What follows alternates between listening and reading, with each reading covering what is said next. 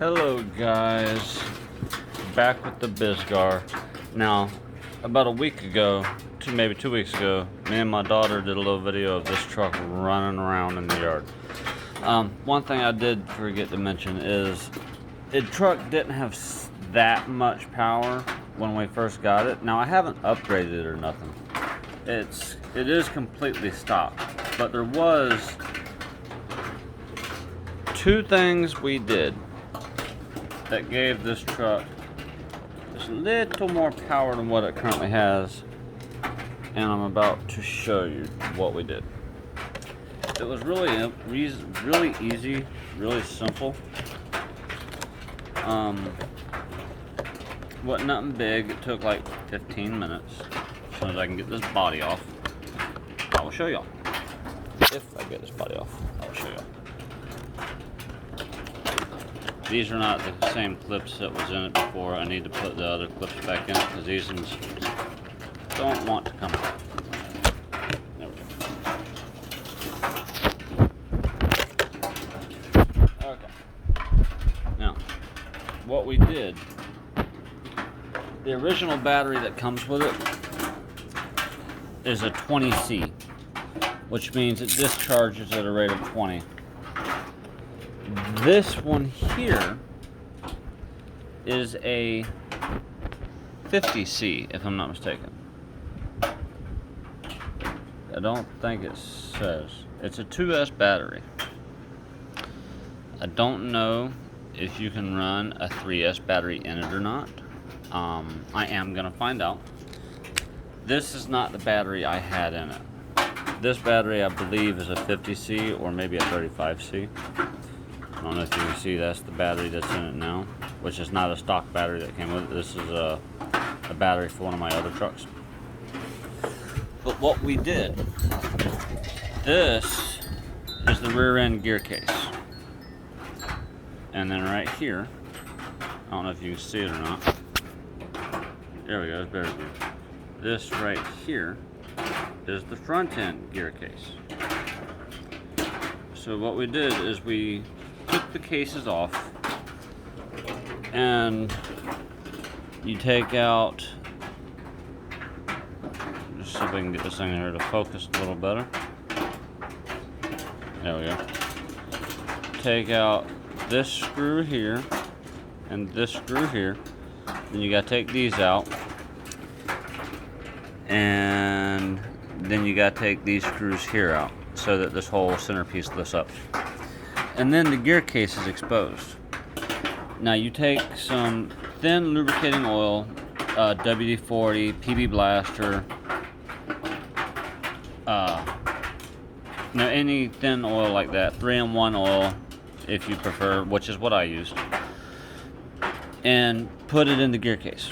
Not a whole lot, no, just enough to where you spin the tires, the oil covers the gears. The same as you would in a basic full-size truck. Because if you put too much in, it's going to start coming out of your shafts and all right here, which you do not want, by the way. And then did the rear end right here the same way. And for the rear end, you got 1, 2, 3. You got to take these off for the struts. Take these ones here off. Take this off. And then these whole center ones right here again. And then the back one will lift up, and you do the same thing. And you put the oil in here and in here. This one and this one.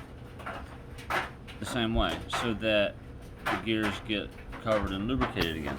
And after we did that, it increased the speed drastically. I mean, there was a big difference. As a matter of fact, it will actually balloon the tires up now when it spins. If you tilt it over or just two wheels spin, it'll balloon up the two tires. And it'll actually go, now it doesn't really want to slide too much. As long as the wheels are spinning, it will slide. But if you try to turn while you're going really fast and you let off the gas, if you're on grass or dirt, it's going to go tumbling. I'm just saying that right now. I mean, it has quite a bit of power compared to my other ones. And actually, I will go and get one of the other ones just so you can see the size difference. And not only is it a size difference, but it is a big power difference. These ones I'm fixing to show you have a bigger motor, but this one seems like it has more power. I know it's got to do with the size of the truck. I do know that. But this one here has a 540 brushed motor in it. That one out there, I think, has a 380. Let me grab the cover for it, that way you can see. And this one, by the way, is the Snake 8, which I should be doing a video on this afternoon. Hopefully it'll be on a bike track. I want to see how well it does. And we're going to be racing hopefully 2 or 3 trucks.